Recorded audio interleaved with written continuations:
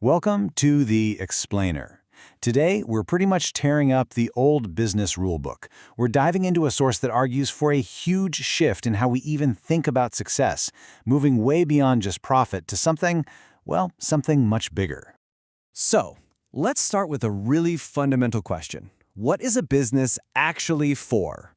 For decades, the answer was simple, right? To make money. But the source material we're looking at today says that view isn't just outdated, it's just not enough for the world we live in now. The answer, it suggests, is something called the triple bottom line. The easiest way to think about it is like a three-legged stool. A business can't really stand strong on profit alone. It also has to support its people, its employees and the community. And it has to be accountable to the planet. If you lose one of those legs, the whole thing just falls over. Okay, that brings us to our first section, more than just money. Let's dig into why defining a purpose that goes beyond the balance sheet has become so incredibly critical. The source points to this massive cultural shift, and it's especially true for younger workers. It's just not only about the paycheck anymore. People want to work for companies that actually stand for something, where their job feels like it has real meaning and contributes to something positive. On to our next section, a world of stakeholders.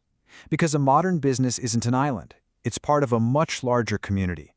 So let's take a look at who's actually in it. This slide really gets at a core change in thinking. We're moving away from seeing a business as this cold, mechanical thing. Instead, the source presents it as a living ecosystem, a community of all these interconnected relationships. And this community breaks down into two big groups.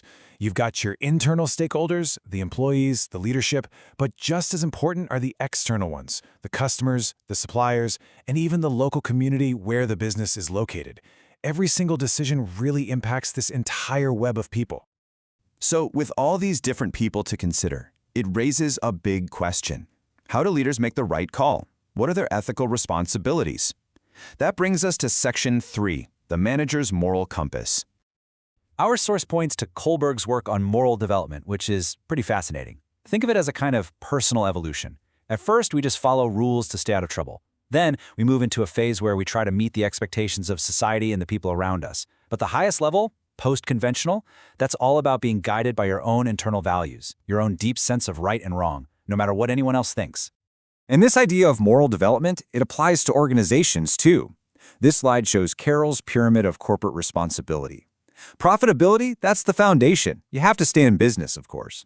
But you build up from there. Obey the law, act ethically, and then, at the very top, strive to be a good corporate citizen, a truly positive force in society. All right, so we've looked inside the company. Now let's zoom out and see how these principles play out on the world stage. Section 4, Going Global. The engine driving all this is globalization. The source calls it the shrinking of time and space, which is a perfect description. Technology has basically erased distances, right? It's made it possible to have a truly global marketplace, where a company in one country can work totally seamlessly with partners and customers on the other side of the world.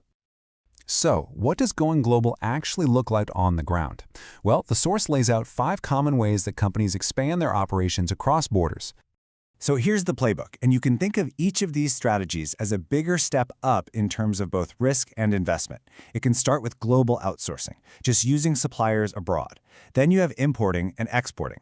After that, licensing and franchising, where you partner with local businesses. For a deeper commitment, you can form a joint venture. And the biggest leap of all is a wholly owned subsidiary, where you build your own operations in a new country from the ground up. On to our final section, navigating cultural differences. Because a successful global strategy isn't just about logistics. The source argues that the real key to making it work internationally is understanding and navigating cultural differences. This slide highlights a really critical distinction in how people communicate. In what we call low-context cultures, communication is very direct. The words mean what they say. But in high-context cultures, you really have to read between the lines. The meaning comes from nonverbal cues, shared history, the whole situation. What isn't said is often the most important part of the message. Okay, I know, navigating all these cultural nuances can seem really daunting. So the question is, where do we even begin to build that kind of awareness so you can succeed? Well, this slide gives us a super simple 3-step starting point. The source suggests you don't have to become an expert overnight. Just start by listening and observing. Pay attention to the context of interactions. And then just pick one basic social custom to try and understand. The goal is just to build your awareness, one step at a time. So the crucial point is this: that old, profit-at-all-costs playbook is officially obsolete.